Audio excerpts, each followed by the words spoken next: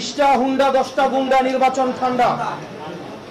আর আজকে রুমিন ফারহানা যিনি হাসিনার কাছে ফ্ল্যাটের জন্য আবেদন করেছেন, যিনি হাসিনার পতনে সবচেয়ে বেশি আমার মনে হয় কষ্ট পেয়েছেন, সবচেয়ে বেশি কষ্ট পেয়েছেন, তিনি হচ্ছেন রুমিন ফারহানা। উনি যত ধরনের আওয়ামী সুবিধা রয়েছে সব ধরনের সুবিধা উনি নিয়েছেন। নির্বাচন কমিশনে আমরা আসি, আমরা নির্বাচন কমিশনের যেই বস্তুনিষ্ঠ ভূমিকাকে আমরা সবসময় প্রশ্নবিদ্ধ করেছি। আমরা বারবার বলে এসেছি যে অতীত কাঠামোতে বর্তমান যে নির্বাচন কমিশন পিক অ্যান্ড চুজ ভিত্তিতে নিয়োগ করা হয়েছে, গঠিত হয়েছে, এখানের কমিশনার যারা রয়েছে তারা পিক অ্যান্ড চুজ ভিত্তিতে নিয়োজিত হয়েছে, নিয়োগপ্রাপ্ত হয়েছে। আমরা তাদের বস্তুনিষ্ঠ ভূমিকাকে আমরা সব সময় এখনো পর্যন্ত আমরা প্রশ্নবিদ্ধ করেছি।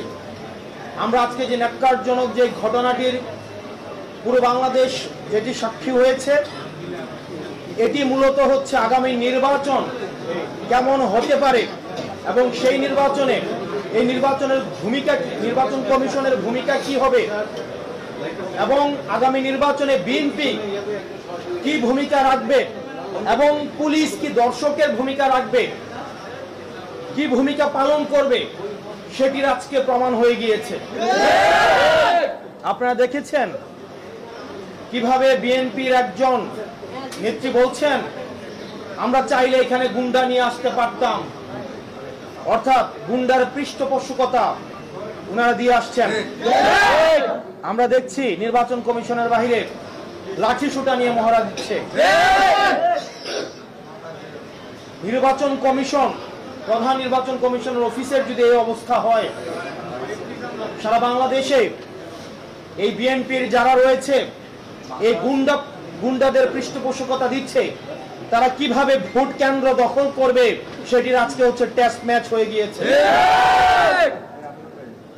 এবং এইসব নেতাকর্মী বাংলাদেশে কিভাবে হাসিনার সময় আমরা বলতে শুনেছি, হাসিনা বলতো 20টা হুন্ডা 10টা গুন্ডা নির্বাচন ঠান্ডা।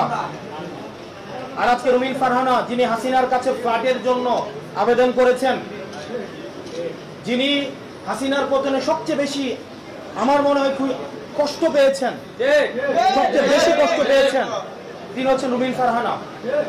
আমরা 15 আগস্টে আওয়ামী লীগ থেকেও বেশি আওয়ামী লীগ পণ্য যাদেরকে মনে হয় তাদের মধ্যে রুমিন ফারহানা অন্যতম। উনি সব সময় বলে থাকেন বিগত 15 বছর নাকি উনি অনেক ভালো ছিলেন। উনি অবশ্যই ভালো থাকবেন, কারণ উনি যত ধরনের আওয়ামী সুবিধা রয়েছে সব ধরনের সুবিধা উনি নিয়েছেন।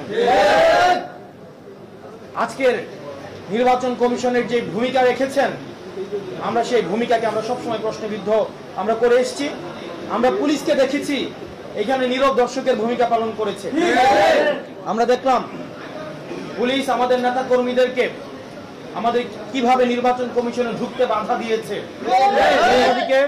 বিএনপির নেতা কর্মীদেরকে কিভাবে ফ্রি এক্সিট দিয়েছে। এবং এই নির্বাচন কমিশন কতিপয় পার্টির এটা পার্টি অফিস হয়ে গিয়েছে। প্রিয় সাংবাদিক বৃন্দ, আমরা বলে এসেছি, বারবার করে বলে এসেছি, আমরা একটি গ্রহণযোগ্য অবাধ নিরপেক্ষ নির্বাচনের দিকে আমরা যেতে চাই। বাংলাদেশের মানুষ গণতান্ত্রিক উত্তরণের জন্য অপেক্ষা করছে, কিন্তু বাংলাদেশের মানুষ আবার গুন্ডাতন্ত্রের দিকে যেতে চায় না। বাংলাদেশের মানুষ আবার ১-১১ মঞ্চস্থের জন্য অপেক্ষা করছে না।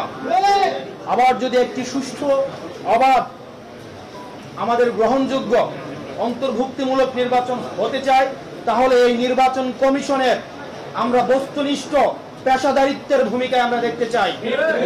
এভাবে নির্বাচন কমিশন যেভাবে দলকানা একটি দলের প্রতি, একটি দলের এজেন্ডা বাস্তবায়নে যেভাবে নির্লজ্জের মতো কাজ করছে, সেটি আমাদের যে নির্বাচনমুখী আমরা হচ্ছি সেটির অন্তরায় বলে আমরা মনে করছি। সেজন্য আমাদের একটি সুষ্ঠু নিরপেক্ষ নির্বাচনের জন্য আমাদের এই নির্বাচন কমিশনকে অবশ্যই আমাদের দল মত নির্বিশেষে নিরপেক্ষ ভূমিকা পালন করতে হবে। নতুবা আমরা এই নির্বাচন কমিশনের পুনর্গঠনের জন্য আমরা অনতিবিলম্বে এই নির্বাচনের প্রতি, কমিশনের প্রতি যে আমাদের আস্থা ছিল, সেই আস্থা ক্রমশ ক্ষীয়মান। আমাদের দল নিবন্ধন থেকে শুরু করে, মার্কা বরাদ্দ থেকে শুরু করে, আমাদের যে সীমানা নির্ধারণ, প্রত্যেকটি কাজে কাজে আমরা দেখেছি, আমরা যখন নির্বাচন কমিশনের সাথে মিটিং করি আমরা দেখি তাদের এক ধরনের আচরণ থাকে, তারপরে তারা একটা সময় চায়, ওই সময়ের মধ্যে কি হয় এটা তারাই বলতে পারবেন। রিমোট কন্ট্রোল নির্বাচন কমিশনের কোথায় রয়েছে এটা আমাদের কাছে এখনো পর্যন্ত সেটা অজ্ঞাত। নির্বাচন কমিশনের যারা কমিশনার রয়েছে, আপনারা যদি মনে করেন আপনারা নিজেরা আপনাদের এই নির্বাচন কমিশন পরিচালনা করতে পারবেন না, আপনারা অন্যরা কেউ পরিচালিত করে আপনাদেরকে, আপনারা মানুষের সামনে সেটি প্রকাশ করুন। না হয় নিকট অতীতে আমরা নুরুল হুদা কমিশনকে আমরা দেখেছি, তার পরিণতি আমরা দেখেছি। বাংলাদেশের মানুষ আবার কোনো মঞ্চস্থ নির্বাচনের দিকে যেতে চায় না। এবং বিএনপির আওয়ামী বিষয়ক সম্পাদক রয়েছেন অনেকেই, যারা আওয়ামী লীগ থেকে বেশি আওয়ামী লীগ। বিএনপির আওয়ামী লীগ বিষয়ক সম্পাদক যারা রয়েছেন তাদের মধ্যে অন্যতম রুমিন ফারহানা, আওয়ামী লীগের সুবিধাভোগী, আওয়ামী লীগের ফ্ল্যাট ভোগী, এবং যারা গুন্ডা দিয়ে নির্বাচন কমিশনকে ঠান্ডা করে দিতে চায়, যারা একটা প্রেসক্রিপটিভ ইলেকশনের দিকে আবার যেতে চায়। আমরা এই বিএনপির আওয়ামী বিষয়ক সম্পাদকদেরকে বলবো, আপনারা জনগণের পালসকে বুঝুন, 24 পরবর্তী জনগণের পালসকে বুঝুন, নতুবা আবার বাংলাদেশ সংকটের দিকে যাবে। এবং তাদের কারণেই আমরা বিশ্বাস করতে চাই বিএনপি এখনো পর্যন্ত গুন্ডাতন্ত্র, তারা যেই বিএনপির এই ফজলু সাহেব, ওনাকে এখনো পর্যন্ত আমরা সম্বোধন করছি, সম্মান দেখাচ্ছি, কিন্তু উনি যে ধরনের বক্তব্য দিচ্ছেন এবং রুমিন ফারহানা যে ধরনের বক্তব্য দিচ্ছেন, যে ধরনের কার্যক্রম পরিচালনা করছেন, আমরা ধরে নিচ্ছি, আমরা ধরে নিব এইগুলো হচ্ছে বিএনপির হাই কমান্ডের ইনস্ট্রাকশন। এবং আজকের নির্বাচন কমিশনে যেই ঘটনাটি ঘটেছে সেই বিষয়ে বিএনপি কি অবস্থান নেয় সেটির প্রতি আমরা নজর রাখবো।